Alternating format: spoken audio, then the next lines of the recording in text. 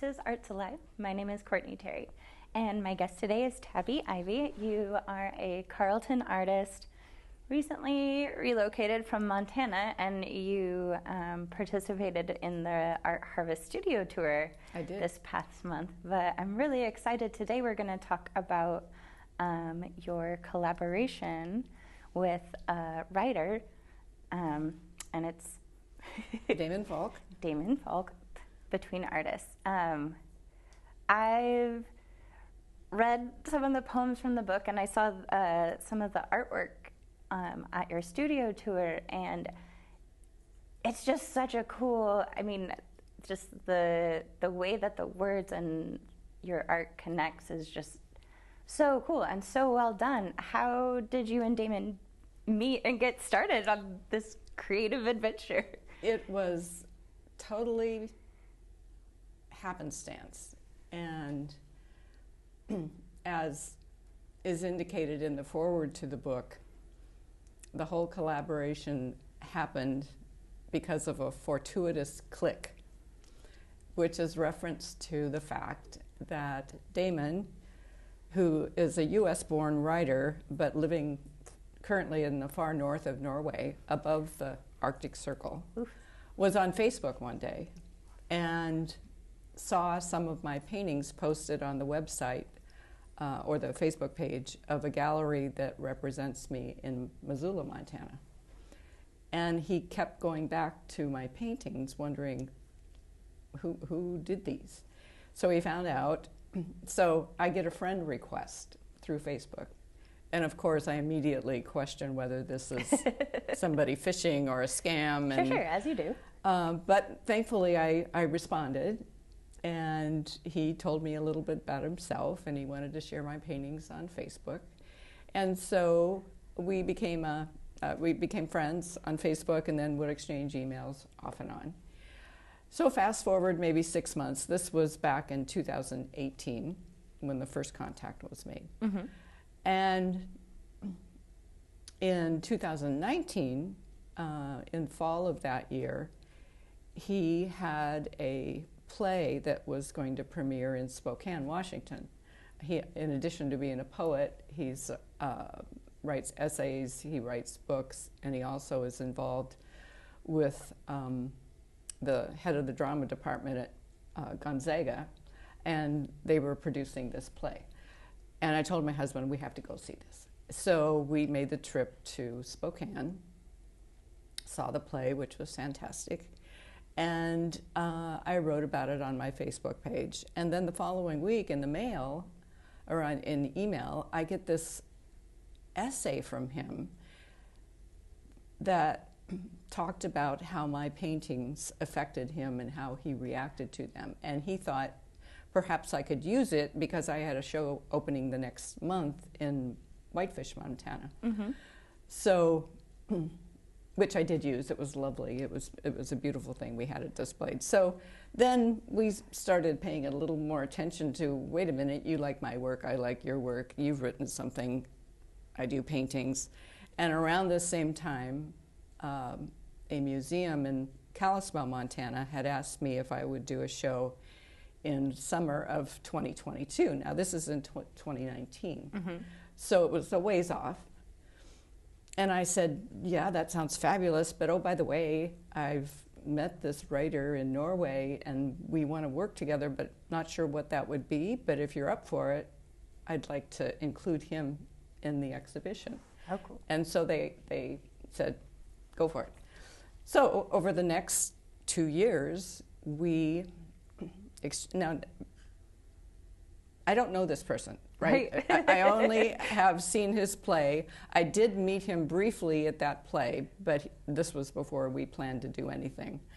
So all of this 2.5, almost year collaboration happened just through email exchanges and the occasional Zoom call. Mm-hmm. And the result was the exhibition, of course, and then we also published this book, which includes 10 of Damon's essays and my paintings. But in addition to that, which to me, it could almost be another book, is the email exchanges we had over this period of time, where we talk about our work, our art, our families, what it's like to be an artist, what are you cooking for dinner. It just had the full range of experience. And so that's why we titled the book Between Artists' Life and Paintings and Prose, because so much of our lives were shared over this period in both his writing and in my painting. So yeah, it was an amazing experience to do that. And it happened during COVID, which I think added its own element to the process, because at least here in the U.S., he's already isolated up in the far north of Norway. Right. So they weren't quite so much with the social distancing, because they're already distanced socially up there. But for me, living here, having that element involved in the whole thing, I think contributed to how I was able to approach this project. And then I've also talked about how, in a very strange way, the distance between Damon and I also allowed intimacy in the work that I don't think would have been possible if we had been in the same city, meeting each other across the table like this occasionally. So it kind of provided a safe barrier, if you will, for saying things in emails that I wouldn't have said to somebody. Oh, wow. Oh, sure. So it's, yeah, the whole experience was incredibly unique, and I'm really pleased with the results.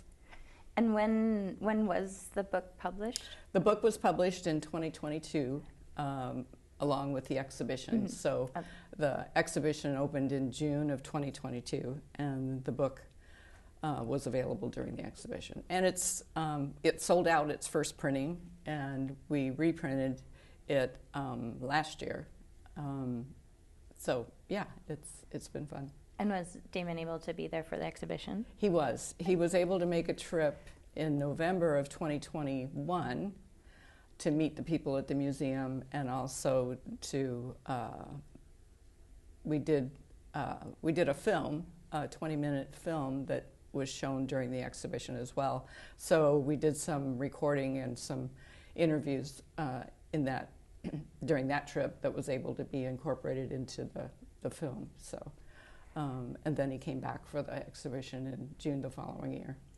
Oh, wow. Well, and I love the idea of your work and his work, but also the book, that the conversations between you, and yeah, those kind of mundane things you're sharing, that became part of the art as well. It did. And so in the book, we included just a few selected email exchanges that kind of spoke to something interesting. So I think people get to know a little bit more about us as individuals and as artists and how we approach our work, and a bit more about how that email exchange contributed to the whole process as well. So it was, so there's a little bit of everything in there. And then at the end, I go through each painting and talk a little bit about what was the inspiration behind that particular painting and why we included it in the collaboration. So that kind of rounds out information that helps people, I think, feel connected to both he and I. And that process, was it, I mean, what did you start with? Because he was inspired by your work already. Right. Did you create all new pieces for it, or was it kind of like you matching? It was an interesting process, because there were a few paintings that I had already done that I had sent to him, and his reaction we include in the book. But it's not so much one for one as much as it is a creative journey of his writing and then my creative journey. There is one interesting thing that happened in there. One of the first paintings I did was of an old abandoned farmhouse in Montana that I had driven by driving from the Flathead Valley to Helena, you pass it, and it's a well-known kind of landmark, if you will, for people that live in Montana. It's this great old farmhouse that's abandoned. So I finished it and I sent it to him, and he responds and he said, I wrote a poem about an abandoned farmhouse in Colorado about 10 years ago. And he sent me this poem, and it was just like, so that's in there. So this little, and the thing that people have commented on at the exhibition and after the book was published, in fact, a friend of mine that was doing the interview of us, she said, Tabby, I want you to say, you paint like Damon writes. And I think what she was saying and what she felt is, and maybe why our work works so well together, is there's a certain tone to his writing that invites people into this comfortable space. And I think my paintings are also kind of subdued and inviting and non-threatening and aren't really, trying to tell you anything so much as inviting you to share in whatever inspiration caused it. So I think our writing, his writing style and my painting style really, works together. They just naturally complement each other. Yeah.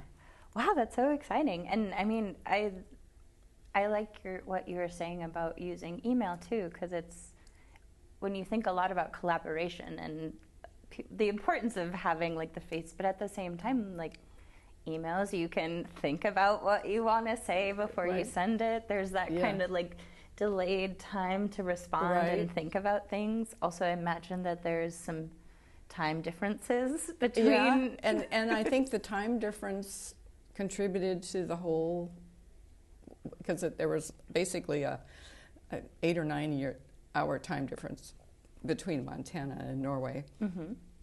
So, I'd get up in the morning and couldn't wait to see what email he had sent. And if I didn't get an email from him in that morning, I was disappointed, and it was like, oh shoot, I didn't get an email. But it, like you said, it did allow for thought and rewriting a bit, and again, that intimacy and opening up and contemplation. One, because of the COVID isolation, and two, because of the safe distance we had between us, I think also allowed a lot to come through. And his writing it's not month for month, but it generally follows a year time frame. It kind of starts at the end of winter and kind of moves through his life. And it's basically his life in Norway and the things that he's responding to and reacting to. And Damon's writing is just so approachable, and he's talking about his own experience, but he's such a good writer that it allows you to become the person he's writing about almost, and recognize and appreciate the emotion that he's feeling and allow you to relate to that in your own way. But the first 6 to 8 months almost, we were going like in an entirely different direction. Oh, okay. And he would go through things I would send him and come back. And then gradually, he kind of found his footing and decided what made sense to do. And the same thing with me. There were some paintings I did that I wanted to include that I think I'll probably mangle the quote, but evidently Hemingway had this quote about having to kill off the babies or something like that. And we had to kill a few babies, because they just didn't make the cut for the whole body of work that we like wanted something to do. precious in your writing or that you want to keep, but you can't. Yeah. And that's part of a collaboration as well, is you have to be generous in not forcing your viewpoint or a certain thing on that person. You have to. There's a give and take that goes along. And he and I, there was never the only thing that I really wanted, that I overrode him on, was I wanted to include that first essay that he wrote about my work. And he didn't want that in there. Wow. And he wanted it to be all new things. And I convinced him, and I think rightly so, that no, that's like an important thing that happened that brought this whole process together. And so that was about the only thing that not major disagreement, but required some discussion. It required some discussion, yes. Tabby, I'm so sorry that we're out of time. Where can folks find out more information about the book? Is it on your website? It's on my website, yeah, and which Tabby Ivy? TabbyIvy.com. Oh, okay. And there's also a link there to watch the documentary, 20-minute documentary that was done when the exhibition was done as well. So you can learn a little bit about Damon and Norway and the whole process. Wonderful. Well, thank you so much for your time. Well, thank you. This is Courtney Terry, and this has been Arts Alive.